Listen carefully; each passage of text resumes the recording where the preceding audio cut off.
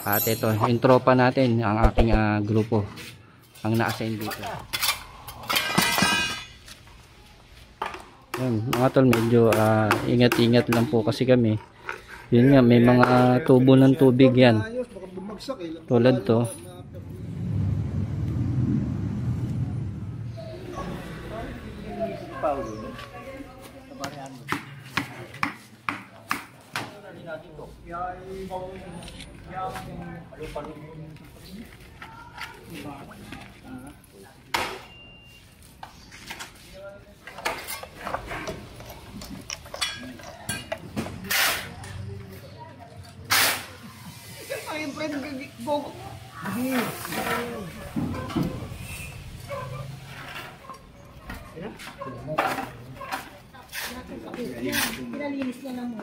Isa pa.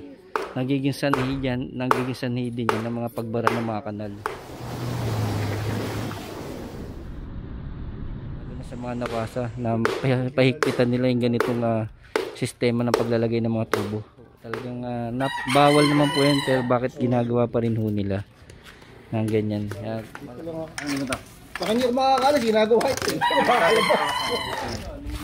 Sana matutukan din yung ganitong problema ng mga drainage.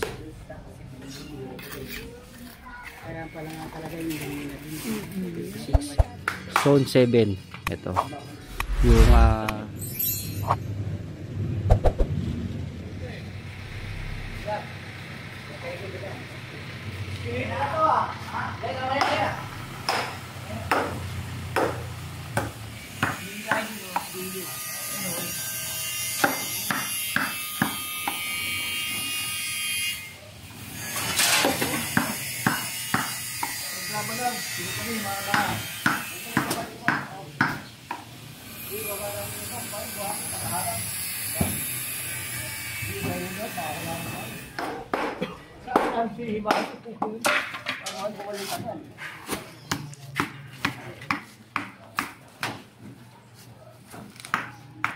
yan, magandang umaga mga tol. Ito, dito naman ulit tayo sa may kali ng District 1 Tondo. At ito, meron naman po tayong bibigyan na aksyon at solusyon dito sa Barangay 74 Zone 7, dito sa may kali ng Pitong Gatang. At ito, may request po sa chairman dito. At kung makikita nyo nga, medyo bagsak na rin yung takip, pati yung papatungan ng takip. Ito, bibigyan ng agaran natin yung aksyon at solusyon ng ating opisina ng Engineering Department ng DPW Highway Division 1 sa pamumuno ni Engineer Nadonga. At ang tropa natin nabigyan ng napagkatiwalaan at nabigyan ng oportunidad para mabigyan natin to ng solusyon yung problema rito sa may kali ng District 1 Tondo.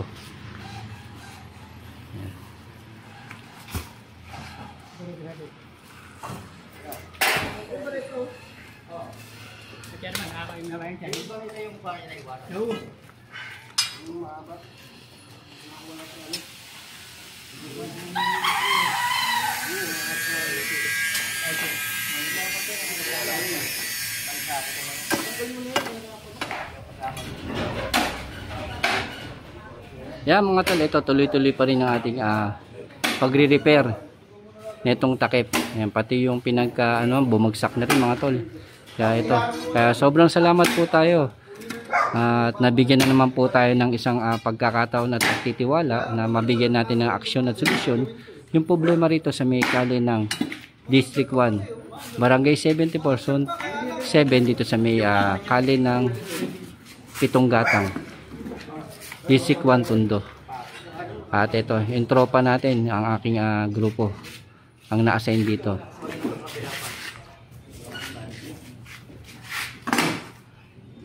At agaran pong pina-actionan to ng ating opisina ng Engineering Department na sa pamumuno ni Engineer Bernard Nadonga ng Highway Division 1.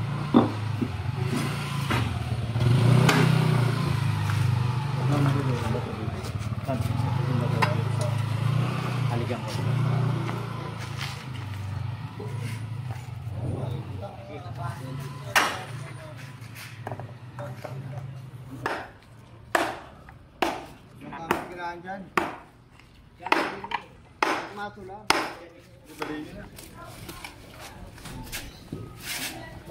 Takay muna rin natin to.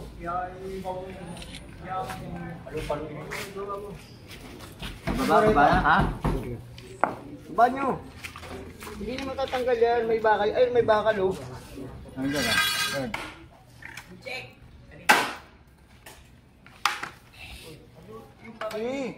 Hindi ka lang din.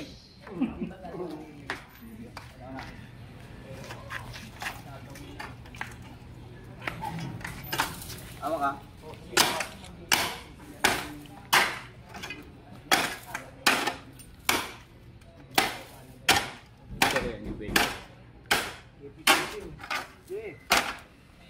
Ano po sir? Si ano po nakakasakot dito, chairman tayo. Opo. Pwede po request yan. Dati napa-espalto na po ito. Yung granite, marami yun. Pag ano.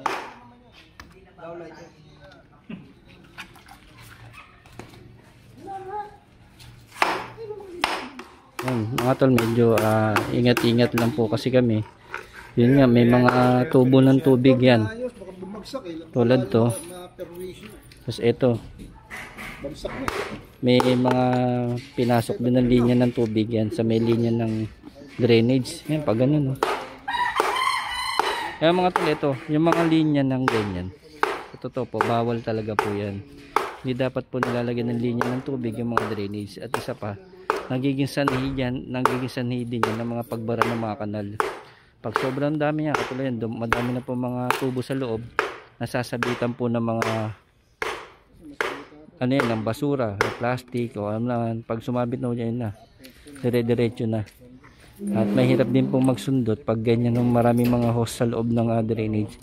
Yun, sana po sa mga kababayan natin, sa mga maiayos na nila to, lalo na sa mga nawasa na pahigpitan nila yung ganitong sistema ng paglalagay ng mga tubo.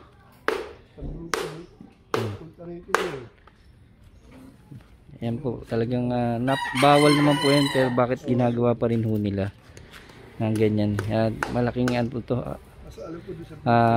epekto rin to, lalo na sa daloy ng mga drainage natin. Malakas din ito makapagbare.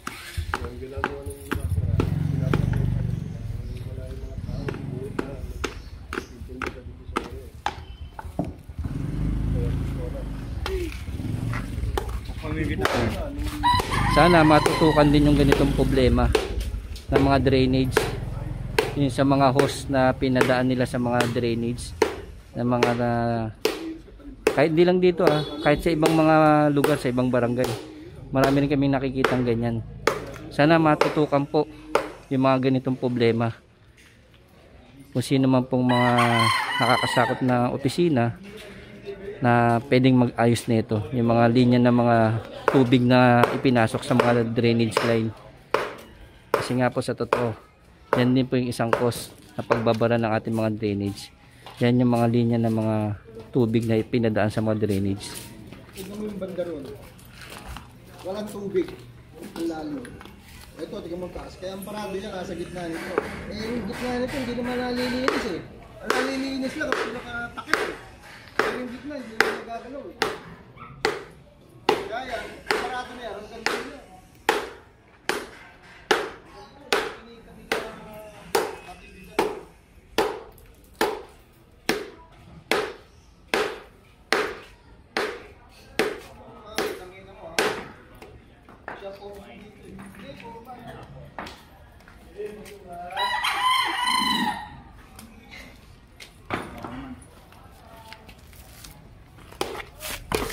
Diba taas? Ang sibigan, bago. Doon ka tumingin, nakita mo. Baba.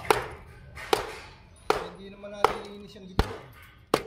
Nalilinis lang, hindi na kayong... Sana matutukan din po yung mga ganitong problema. Hindi lang sa barangay dito, kahit sa ang lugar. May mga ganitong mga sistemang ginawa, yung pagpapadaan ng mga linya ng mga tubig sa mga drainage line. Sana ma-actionan yung mga ganito, kasi sa totoo, nasabi ko nga sa inyo, isa rin po yan sa madaling makapag baha at makaapekto sa mga linya ng mga kanal natin na maaaring kapitin ng mga basura at mag-cause ng pagbabara ng mga drainage natin at mga kanal dahil sa mga ganyang sistema nila. Sana po matutukan din po yan at ma-actionan kung sino man po mga ahensya na dapat na magsaayos ng mga ganitong problema. Kailangan yung sinsel? Ha? Kailangan yung sinsel? Opo. Okay, galing ko yung sinsel ko.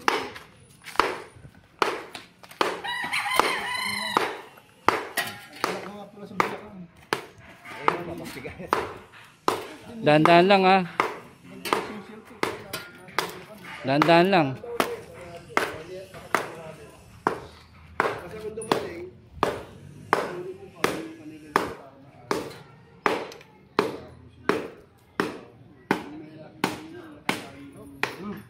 Dahan-dahan lang, dahan-dahan.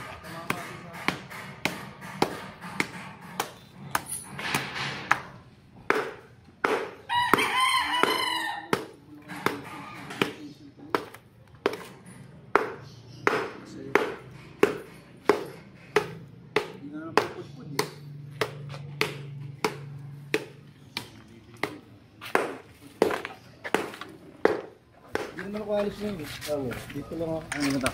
Sa kanya makakalas, ginagawa ito. Ano ba ito? Wag, pupoy pa pupunta dito. Tanda lang ha.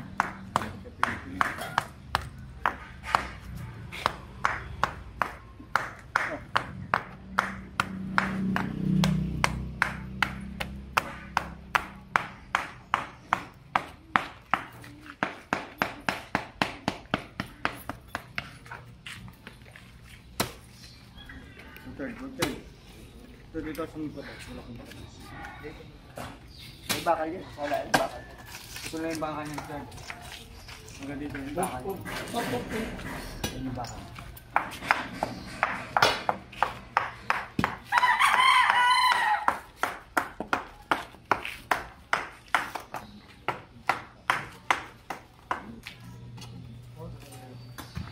Paporma natin mga bakal.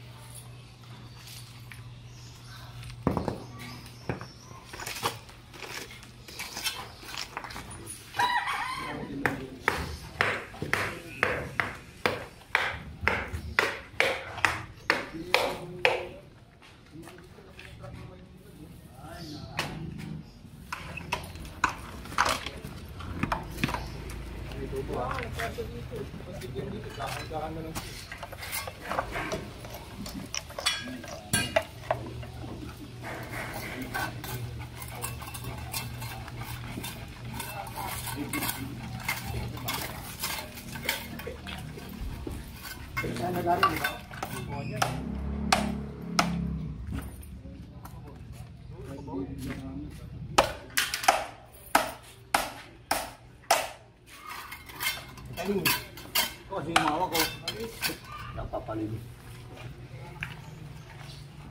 Atong-tok lang yan. Hindi sinawala yan.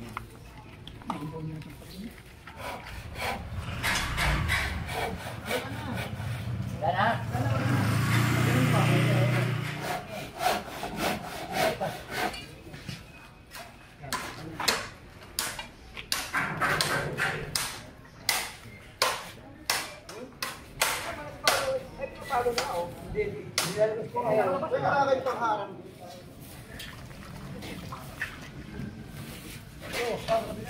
Kapatawa kaya tati. Akala mo lang yun.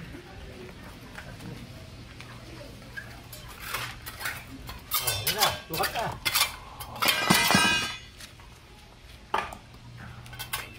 Oo. Yun, wala. Pag nabutas dyan, yung kumuha, nag-reklamo. 24 mil ang babayaran yung nakatira. Ang hirap maghanap Ayaw ng bayaran. Hindi naman lagi. leak nun. Wala, kamuha, hindi ka nga, nag-leak na. Sakali daw ata, hindi alam. Kaya nagpalitan na lahat ng Kaya malaki rin po ano na ito. Kaya ang drainage nyo po, kahit na malaki, mga babara. madaling nababarang kasi nga kagawa nga ng mga hose. Nababreak. Yun na, na-block na nila yung daanan ng mga kanal nyo. Dapat mapagbawalan din po, mahigpitan po yung ganitong sistema ng paglalagay ng mga tubo. Mga gilid lang. Karamihan dyan, puro nandito sa gilid eh. Ito yung mga nagkaroon lang ng leak. Kaya nilagay ko ang iba dyan eh. Hindi ko rin alam yan eh. Puta, yung nilagay yun, nakakabito. Kawawa po yung mga consumer. Kumbaga pag nagkalik, tapos yung mga, siyempre pumapasok yan sa ano, naiinom na, napapasok din. Nagkakaroon din ng bakterya yung mga tubig pag ganyan yung sistema ng tubo. Sana ito naman matutukan kasi sanhi din to ng ano eh, pagbahari ng lugar ng mga kalye. Hindi naman binaba. Ngayon, kaunting ulan lang, baha na eh, no?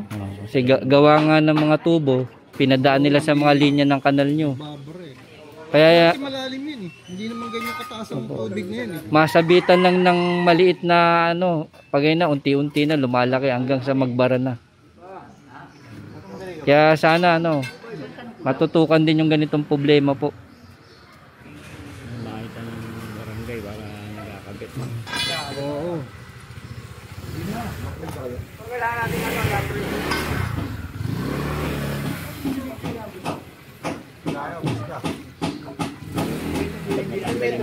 Usul niya yan, mapalitan.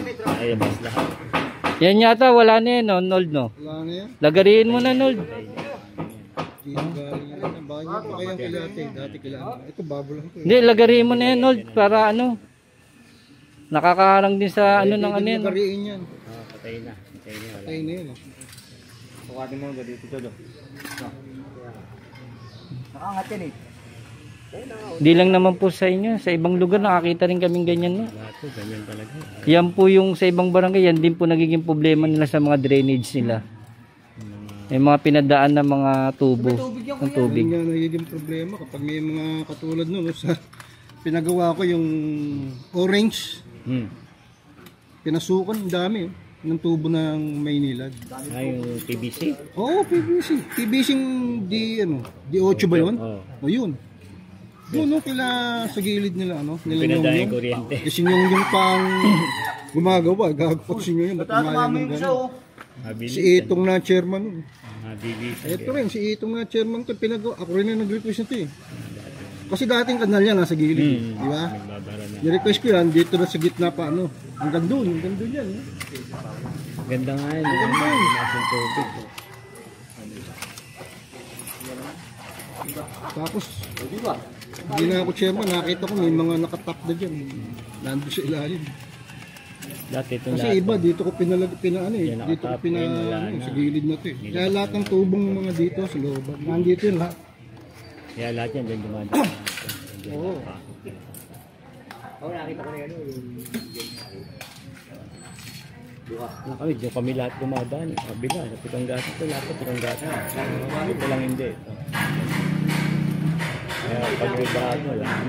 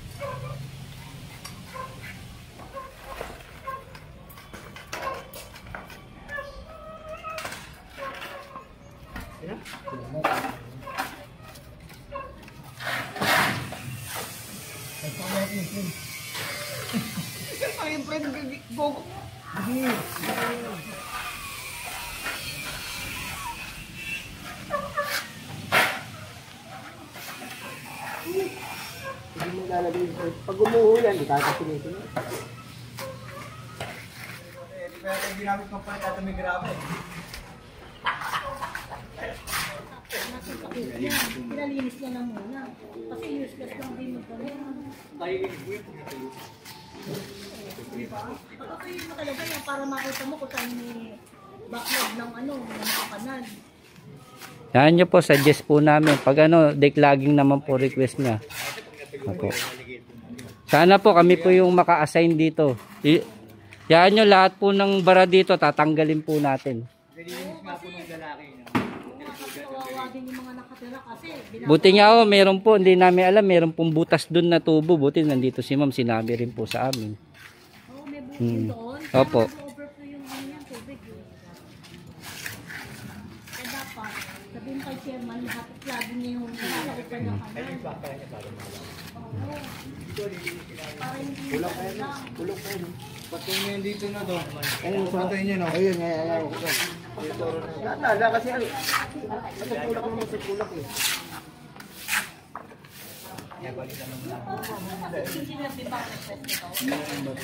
Yes, ba?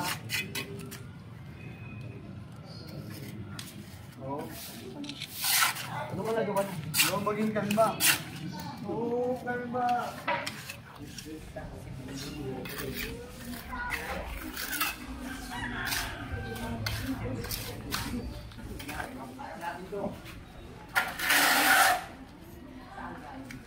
Kaya pala nga talaga yung yun yung sabi ni Kuya ano nga iba para talagang Yeah mga tol, ito meron naman tayo nabigyan ng aksyon at solusyon dito sa may kali ng District 1 Pitong Gatang si Tondo, Manila, dito sa may barangay 76 Zone 7. Ito yung takip na bumagsak, at ito nabigyan natin ng aksyon at solusyon ng ating pamunuan ng Engineering Department ng Highway Division 1 sa pamumuno ni Engineer Bernard Nadonga, at syempre sa tulong na rin ng ating barangay official dito sa kanilang kaagapay natin at sa kanilang mga request. Kaya sobra tayong papasalamat po na nabigyan po tayo ng napagkatiwalaan muli tayo para mabigyan natin solusyon ang problema sa kanilang barangay.